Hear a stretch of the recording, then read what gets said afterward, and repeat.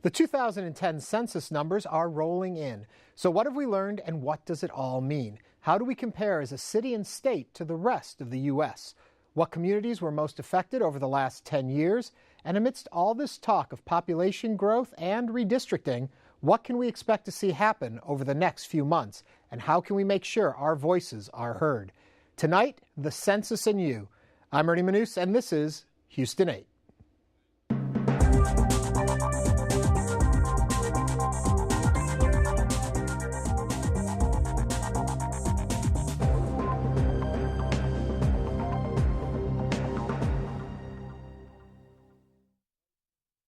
The first U.S. Census was taken in 1790 and estimated the population of the country at just under 4 million. The 1850 census included questions about social issues such as taxation, churches, pauperism, and crime, and for the first time asked for the names of all members of the household. A slave tally was also introduced that year, but would only be done once more, in 1860. Censuses of the late 19th century included agricultural and industrial schedules to gauge the productivity of the nation's economy. Mortality schedules captured a snapshot of lifespans and causes of death throughout the country between 1850 and 1880. In 1890, tabulating machines were introduced to help speed up processing, reducing the tabulation time from almost a decade to a mere 2.5 years. The 1920 census estimated the population at a little over 106 million people, the first time our population exceeded 100 million. Starting in 1940, thanks to Title 44, the Public Printing and Documents Act, results from the U.S. Census are now held for 72 years to both protect individual privacy and encourage participation by all people residing in these United States. The 2010 census is now underway. What will we learn about our country, our home life, and the effects the recession has had on our population? Joining us tonight are Sylvia Garcia, former Harris County Commissioner and President of the National Association of Latino Elected and Appointed Officials. Dr. Franklin Jones, Chair of the Political Science Department at Texas Southern University. And Dr. Richard Murray, Director, Survey Research Institute, University of Houston Center for Public Policy. Thank you all for joining us. Let's start off with Commissioner. What were their surprises in the numbers that have come out so far? Anything we weren't expecting? Well, I don't think there was anything that we weren't expecting, but for me and for many people, I think the real bigger surprise was just the phenomenal growth in the Latino population. In both nationally and in Texas, that right now we have probably almost 50% of the population in Texas being under 18 is Latino. And we were responsible for probably about 1/3 of the state growth and almost 2/3 of the national growth, adding up to about 50.5 million Latinos in this country today. Yeah. Dr. Jones, how good a snapshot is the census of who we are as a people? I think it's a very good snapshot. One of the interesting things about it is that if it is used by public officials and also other people in the population, they can begin to see what types of public policies need to be addressed because of the way in which the population is structured. I mean, for example, with the urbanization of the population, with those that are remaining in the rural areas, when we begin to look at housing information and socioeconomic data, we can get a very good picture of who we are and what we need to do to advance forward. Any surprises for you in the numbers so far? There were no real surprises. There was an expectation in terms of the growth and the size of the Hispanic population. The stability in the African American population in terms of percent, was somewhat expected. I think there have been some concerns raised about where the African American population actually resides, and when you begin to look at the spreading of the African American population, those concentrations that allow them to get certain kinds of political strengths may be somewhat on the wane. Okay, Dr. Murray, so far what we know is from the numbers that have been released, because as I understand it, they will come out at different times for the foreseeable future. Right now we know basically raw numbers of population, we know ethnicity of those folks, and we know location of where they're at. Is that pretty much what we've gathered so far? At the age level. And the age level. Persons. What do we glean from that? Why is this information important to us at this point? Well, politically, of course, we have to move our representative districts around. The 435 congressional districts have to be reapportioned across the 50 states. We have 32 congressmen now. We'll have 36 congressmen next year. Within our state, our 150 state House seats and our 31 Senate seats have to be shifted. Basically, the rural areas are losing representation. The metropolitan areas are gaining. Within the city of Houston, we have an old rule that comes into effect that when the city's population reached 2.1 million, as it now has, we have to put 2 new districts into our city council. So that's a pretty massive redistricting that we have to do here within the city of Houston. And of course, besides the political districts, as Dr. Jones suggested, these data also are important for policy considerations. They have impact on where monies are distributed and other programs. So it's a big deal, and we're just at the start of chewing on all of these numbers. I do want to talk a lot about redistricting during this half hour, but before we get into that, I just want to look a little bit more at these raw numbers. Because if I'm looking at this correctly, Texas doubled the percentage of what the United States' increased in population was. That was the worst way possible to say that. But the increase in the U.S. was at 9.1%. In Texas, it was at 18.8%, more than double what the state or the national level was. Why? Why us? And any one of you? Well, I think a lot of that does stem from the Latino population growth, and because Texas is still, in terms of politics, it's still a state that doesn't have a state income tax. People still want to come here. People still want to come here to get good jobs. It's known for being very good for business. So I think there's a combination of policy considerations, and then you've got the growing, booming Latino population. I think it was both things combined. And this is not unique, this period for the growth in Texas. It's always been a pretty strong growth state for the last number of these census, correct? That's correct. Since 1920, we've grown faster than the nation in every census. So this is a continuation. We have a somewhat younger population, so we have more kids. Have a high birth rate. We don't have that many seniors compared to, say, Florida, so we don't have so many people dying at the other end of the spectrum. And we do have in-migration both from overseas and from the other 49 states. So, it adds up that we consistently outstrip the country. Dr. Jones, does the census tell us, are the folks moving in or are they being born here? Where are we getting a stronger growth in our population? Well, the in-migration population is going to be fairly strong in this 2010 census. Again, as Dr. Murray suggests about the birth rate, what we're seeing with a younger population, more and more young people are having children. And so you have this sort of combination. But I don't think it's such that we're at a point where we can make a very good distinction in terms of the number of, quote, native born as opposed to in-migration. I think it's also interesting that we need to add the climate component in terms of Texas and its position in the old, quote, Sun Belt being attractive to a lot of people who are coming here. I'm speculating that in all these weather stories that we're hearing going on around the world now, we even become more attractive to those folks who might want to come for business reasons as well as those who would like to simply live here. And when you bring up business, it makes me think of the recession. And does the recession play a part? Did we see in the numbers we've seen coming out, either locally or nationally, that the recession has had an effect on what we expected or how it was supposed to play out? Growth tailed off. In-migration from outside the U.S. dropped sharply. And in fact, there was some reverse out-migration because of lack of jobs. A little bit of impact probably on birth rates, but we didn't grow quite as much in 2008, 9, and the first part of 2010. But that was a national phenomenon, so relative to the rest of the country, it did not change the Texas pattern. Somewhere I read that the recession rates stop people from moving within states also. Yes. So you pretty much are more stable. Yes, at your home. Yeah, Very so you stay put. move. Age-wise, you're saying that as a state, we're a pretty middle-of-the-road state. We're not too old, we're not too young, or are we really strong in our... Yeah, Dr. Jones, you look like you want to jump on that one. No, I wanted to play with the definition of who is old now. But I think that...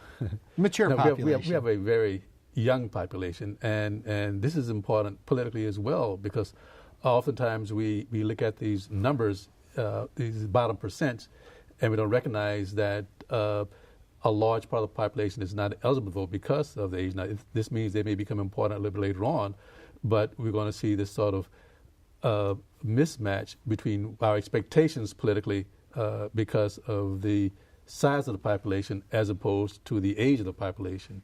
Okay, let's get into redistricting. Can only avoid it so long, and here we go. We understand, too, that this is a process that is currently going on. Nothing has been decided yet. It's beginning. We felt the need for this show was to help our audience understand what is going on and how they can play into all of this and understand what redistricting involves. So my first thing is when you hear that your population has grown, as you said, we're going to add on the national level 4 more congressmen. On the local level, we're going to see redistricting happening and 2 new districts brought into the city.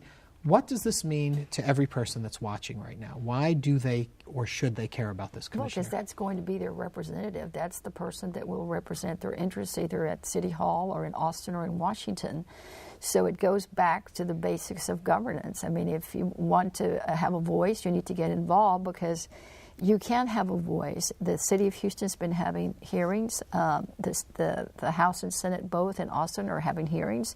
You can go and make sure that you stay in the neighborhood that you're in, to make sure that all your neighborhood stays in the same district. I mean, there's a lot of issues that will be decided in the next 10 years because this census, this numbers, these districts are for 10 years.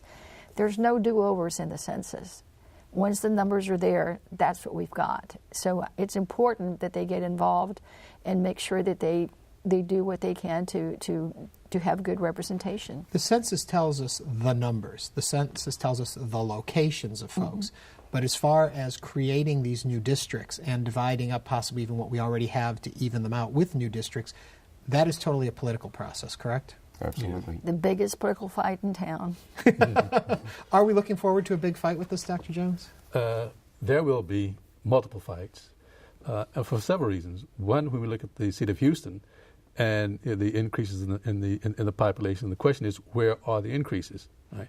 I mean, for example, we can see, like for the African American community, which is fairly stable in terms of the size of the population, their population is becoming a little bit more dispersed in the city, and so that some of the concentrations that you may have seen in the Third Ward are perhaps in District B, may be lessening, which means that as a part of redistricting, you have to have a contiguous area, and so your numbers may be high. But if you don't have that contiguous population, you may not get the kind of support that you think that you should in redistricting.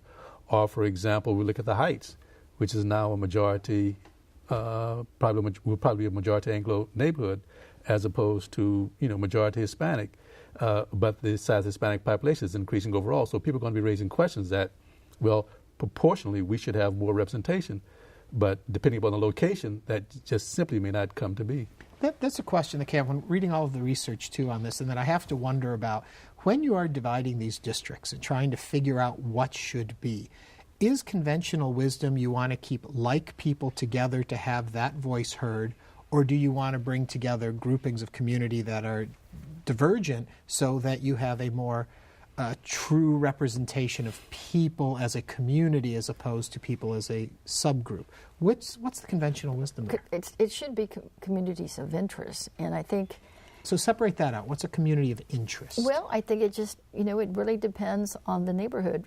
I've been to several of the hearings the City of Houston has been having, and what seems to be the real theme in many of the appearances is people want to stay in their super neighborhood areas, which already is defined within the City of Houston for a lot of their outreach and delivery of services and civic clubs all getting together. So it really is more than just ethnicity.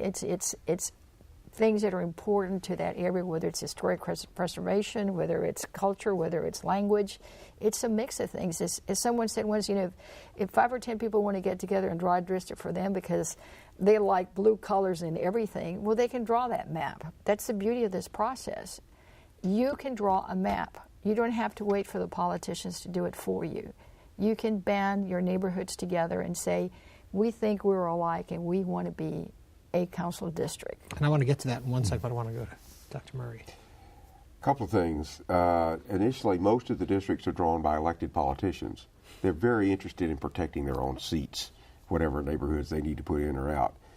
And while the City of Houston and school districts are nonpartisan, the state legislature and Congress are elected along lines of Democrats and Republicans, and in redistricting, partisan considerations are huge. In the last round, Tom DeLay, the most powerful Republican congressman in Washington, drove the process in Texas for Congress, for the state house, state representatives. It was intensely partisan. It didn't make too much difference about neighborhoods or communities. He wanted more Republican members in Austin and in Washington, and the process was driven by that partisan bottom line consideration.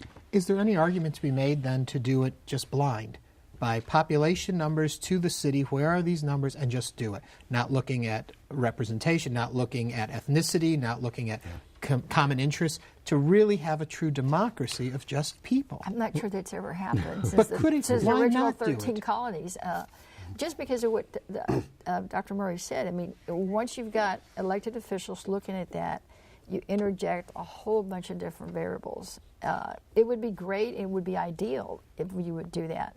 But if you just look at the current lines, you can tell that it wasn't because of the way it... Right, the way they draw You know, those lines. gerrymandering is the art word that comes to mind, but this process is open, and you can come and influence it, and that's what's important for people to participate and get involved to avoid some of the more partisan, protected incumbents. It's all about me kind of districts. We've got an interesting experiment going on right now in California. They have an initiative there, and citizens bypassed the legislature and passed a state rule for Congress and representation. A nonpartisan citizen commission is going to redraw the lines. They're to pay no attention to where the incumbents live, partisanship. They are supposed to respect city and county boundaries. This is a new deal, but if you... We'll watch it carefully. Yeah, how do you think it's going to turn out, though? And it's Is a it going to citizens work? commission. 14,000 people applied. About a dozen were drawn by lot, like a jury. And they have a professional staff. They can't be partisan. They can't be an elected politician. So we're trying a very different approach in our largest state, but we don't have that process in Texas. We are very different here. Right, and there's always the question, too, in terms of where you start drawing the lines. Even if you're saying that this is a nonpartisan, sort of a neutral body that's making the decisions, at some point, a political decision is in fact made as to what is the center point for any district that you draw, right? And so you would never escape the fact that political know-how or political understanding is in some way getting involved in this process. So it would never be politically neutral. Now, the question of whether or not you come up with some kind of computer program that would simply divide the city or the state into X number of districts, when you start talking about representation, I mean, who do you get to represent that, particularly if you may come up with a district that has such convergent interests that that inside the district itself, the people are not likely to share a common interest they can push forward. And so the redistricting is a political process, and quite frankly, I don't see how we can get around a political process and make it non-political. Yeah, and now we keep bringing this up, and it's kind of like we mentioned it, we haven't gone into it, so I'll let Sylvia take this, that we're talking about the districts and people having a say in how these are drawn. Explain that process, because we've mentioned it but haven't explained. Well, again, if you, in Houston, if you want to participate, the City of Houston's been having public hearings, and we'll have some final ones after they draw the map. So right now there is no map. So basically the mayor came to all these hearings and said, I have a blank piece of paper. We're going to get input first. Then there will be maps that will be unveiled, and then there will still be more hearings, I think 3, to make sure that people still have a say. Then they get adopted by council. Of course, in the state, it would be the committees draw them, and then they would be adopted by the state and the Senate. And then the final thing is it's got to go through Voting Rights Act clearance, because we're a Voting Rights Act state. That means the Justice Department has to review this. And if it goes in violation of any parts of the Voting Rights Act, then they'll have a say, and they'll get involved in drawing the maps. Then ultimately the courts may decide, because any party who still feels like they don't have their representation, because it's all about one man, one vote, or one person, one vote, And if that doesn't come clear, then there'll be a lawsuit, and then the courts will finally decide. That's happened before. I think last time we waited, a year or two before we had final lines. So it's a long process, but every step of the way, the public input is important and is sought. Legally, how soon does this representation have to be in place? We know the numbers now. When do they have to be reporting for duty in these new districts? Well, they should be ready so that we can have the primaries on schedule next March. So immediately, basically, a year and to get it all in filing probably, place. what is it, January the 1st?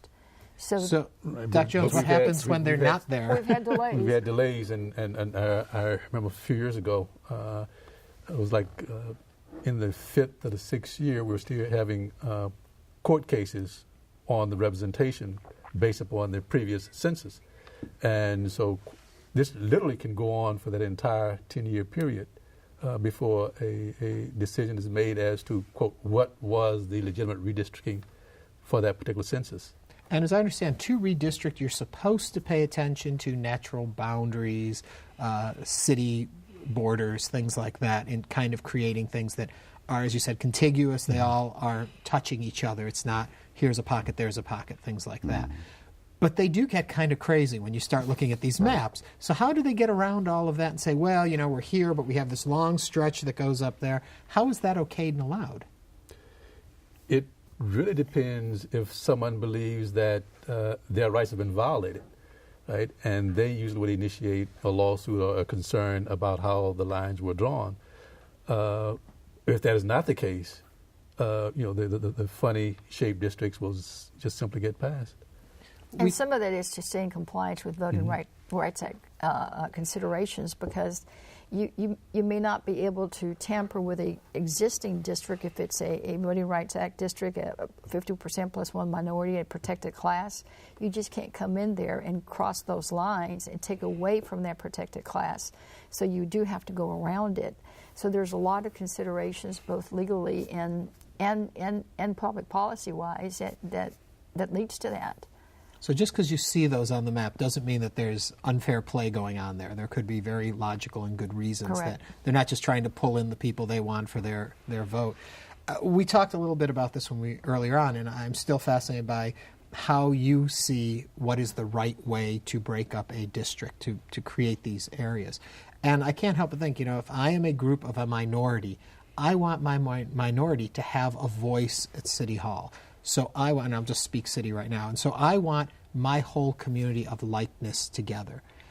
But then doesn't that go against the whole policy of a melting pot, of everyone coming together and representation being of all people, not individual subsects screaming out for what each one wants, and opposed to a more balanced? Well, I think ideally you're correct, but again, there's a lot of Voting Rights Act consideration. It's really all about making sure that everybody has their ability to vote for someone in an election. It's all about one person, one vote. I mean, there's court cases. It's pretty hard, I would think, to try to reverse that now. Plus, we've got a mixed system here. We've got mostly our executives are elected at large, like the mayor or the president, the governors. So there's no districts involved there. But we also want smaller parts of our geography to be represented, and that's been true since the first Constitution. So many of our governments, like the City of Houston, have at-large representation, the mayor, the controller, and some of the council members, but other people are to represent local neighborhoods. So we have a blend, and redistricting applies to that second group, of course, these neighborhood representatives. And, we've got a lot of rules about how this should be done and what's fair. Is it safe to assume, and I don't know, I'll ask the commissioner this, the Hispanic population tends to vote more Democratic? Is that correct or not correct? Generally, that's true, and I think we've seen some slight changes recently, but it generally, overall, it's a Democratic population. So if a big percentage of the growth that we're seeing is the Hispanic population, if you're a Republican, are you going to fight to make sure that you break those groups up into other districts? Right. And is this going to play a change in our state and how we vote? Right, and there's an art term in redistricting called compacting. You don't want to avoid anyone coming in and compacting all Latinos in one area or blacks to make sure that they only get one district. when you could really just kind of fragment them a little, and they could get 2 depending on how you draw the line. So you want to avoid packing everybody in one district and try to get more districts. And generally, I think that that's a better way of doing things, not just for minorities, but for any community of interest. And I think that this time around, there will be 4 in Texas congressional districts. I think there's a lot of sentiment to make at least 2 of those, if not 3, Hispanic districts. I know MALDEF and others have already started drawing maps for South Texas and the Dallas area, and maybe perhaps San Antonio, and even perhaps here in Houston. So I think you're going to see some changes. And while we can boast that we got 4, there's some states that are scrambling because they lost 2 or they lost 3. We have 10 seconds left. Dr. Jones, I'll give you the final words. Yeah, I think we have to begin to rethink the notions of what are majority-minority districts and what are majority-majority districts, because in our discussion where we talk about subsets, we make them sound like something different from the greater population, and all populations should be treated equally. Well, and I thank you all for coming in and talking with us. I'm sure there's a lot more on the districting horizon for us, and we'll meet again to talk about it. Each week, we invite you to visit our home online at Houston PBS. Simply click on the local programs bar, pick Houston 8, and you can join our online community. You can read about the guests, learn more about the topic, and even watch past episodes. Now we're already at work on next week's show. The topic will be gambling in the Lone Star State. And if you have a question or comment you would like for us to consider in regard to this topic, feel free to email us at houston8@houstonpbs.org. That does it for us tonight. Until next time, I'm Ernie Manous. Thank you for joining us, and have a great week.